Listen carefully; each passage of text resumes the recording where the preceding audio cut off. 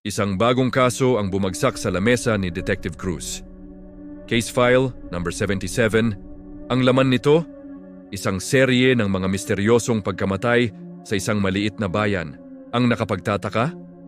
Lahat ng biktima, walang kahit anong sugat, walang bakas ng pananakit. Ang sabi-sabi ng mga residente, gawa raw ito ng kulam. Bilang isang taong naniniwala sa siyensya at ebidensya, hindi ito pinansin ni Detective Cruz. Para sa kanya, lahat ay may lohikal na paliwanag. Nagsimula siyang mag-imbestiga. Ang unang biktima, si Mang Tony, isang kilalang negosyante.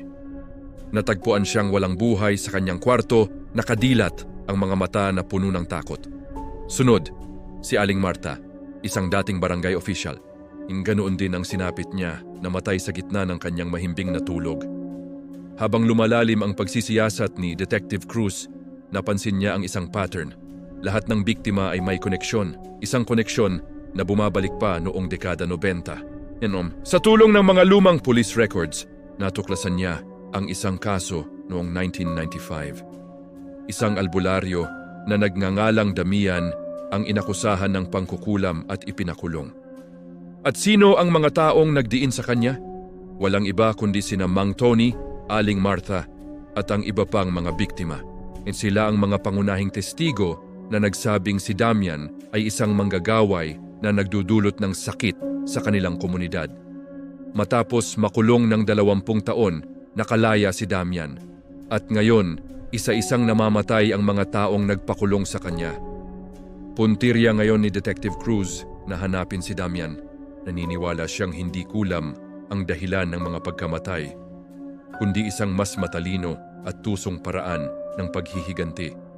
Marahil ay gumagamit si Damian ng isang uri ng lason na mahirap matukoy o baka naman may alam siyang paraan para atakihin ang tao sa paraang hindi mag-iiwan ng bakas. Ngunit habang hinahanap niya si Damian, nagsimula na ring makaranas ng mga kakaibang bagay si Detective Cruz.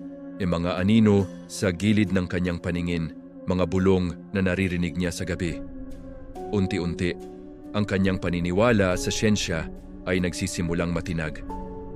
Sa paghahanap niya sa kubo ni Damian sa gitna ng kagubatan, nakita niya ang isang silid na puno ng mga kakaibang halaman, mga bote na may lamang mga likido at isang altar na may mga litrato. At sa gitna nito, ang mga litrato ng lahat ng biktima, kasama na ang litrato niya. Sa likod niya, isang tinig ang nagsalita. Detective, hindi lahat ng bagay sa mundo ay kayang ipaliwanag ng iyong mga libro. Si Damian. Pero hindi ito ang inaasahan niyang itsura ng isang matandang albularyo. Mukha itong ordinaryong tao. Hindi kulam ang pumatay sa kanila, Detective. Ang pumatay sa kanila ay ang sarili nilang takot at konsensya.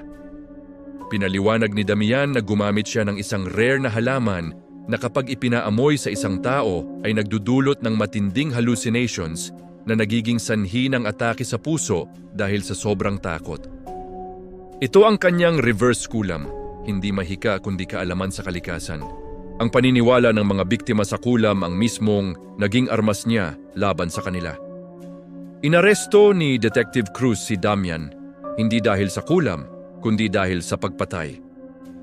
Ang Case File 77 ay nasarado. Ngunit para kay Detective Cruz, nagbukas ito ng isang bagong mundo na hindi niya akalaing posible. Salamat sa panonood. Kung nagustuhan ninyo ang kwentong ito, huwag kalimutang mag-like, share at mag-subscribe para sa marami pang mga kaso. Hanggang sa susunod,